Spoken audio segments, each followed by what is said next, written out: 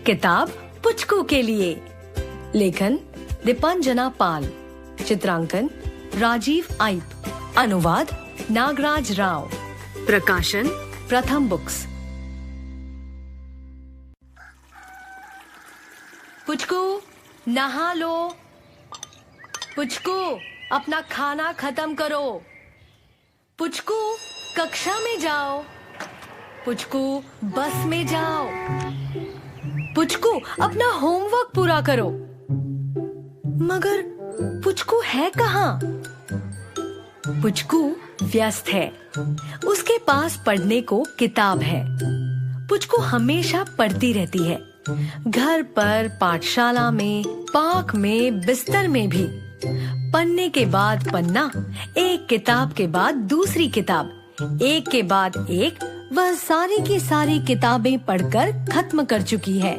पर तुम हमेशा पढ़ती क्यों रहती हो पुचकू? बोल्टू बोला। इधर आओ ना, कार्टून देखते हैं, ढोढला ने पुकारा। किताब पढ़ने का तो मजा कुछ और ही है, पुचकू बोली। देखो, यह जो गोला देखते हो और यह एक रेखा है, इसको थोड़ा दबाओ और उसको जरा खींचो। लो, एक अक्षर बन गया। कुछ अक्षरों को साथ में रखो और यह एक शब्द बन गया। शब्द कभी पते की बात कहते हैं, कभी गुदगुदाते हैं, कभी दुख बांटते हैं, तो कभी आशा की रोशनी दिखाते हैं। शब्द एक दूसरे से जुड़कर वाक्य बनते हैं और वाक्यों से कहानी बन जाती है। कहानी पढ़ते ही आप आनन फानन में दूसरी ही दुनिया में पहुंच जाते हैं। मगर आज पुचकू एक उलझन में थी।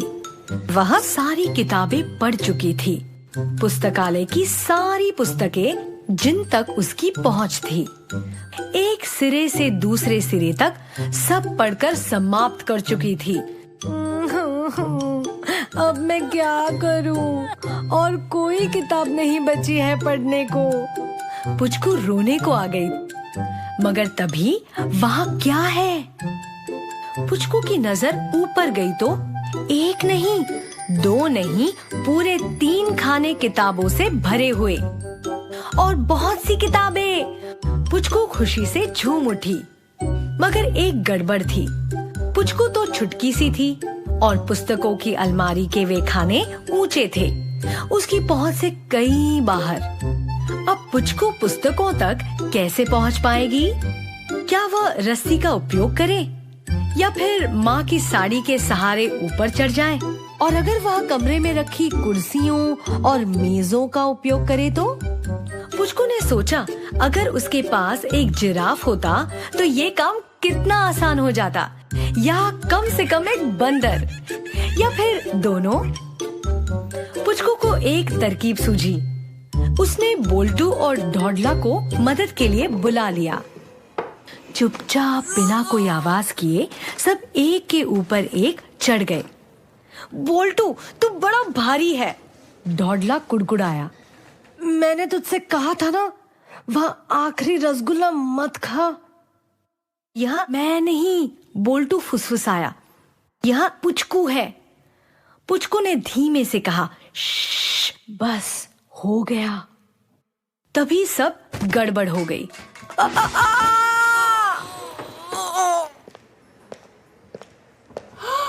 क्या हो रहा है यहाँ? बहुत ही लंबी सी लाइब्रेरियन की आवाज गूंजी। उसने पुचकू को धीरे से नीचे उतारा।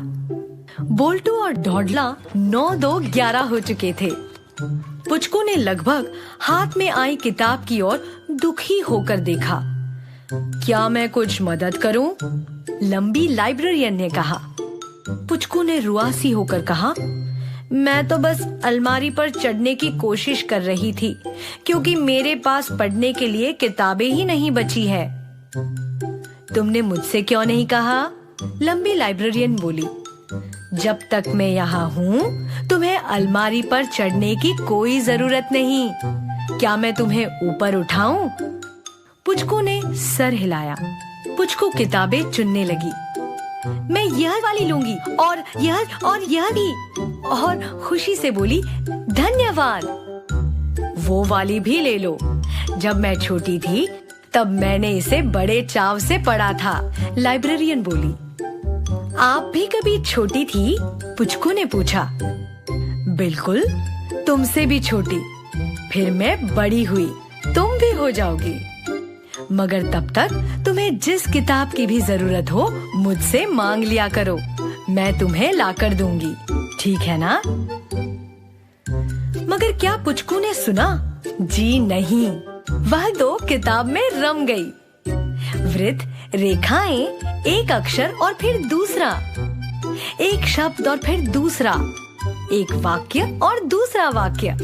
लो, अब एक नई कहानी, क्योंकि पुचकू के हाथ लग गई है एक नई किताब।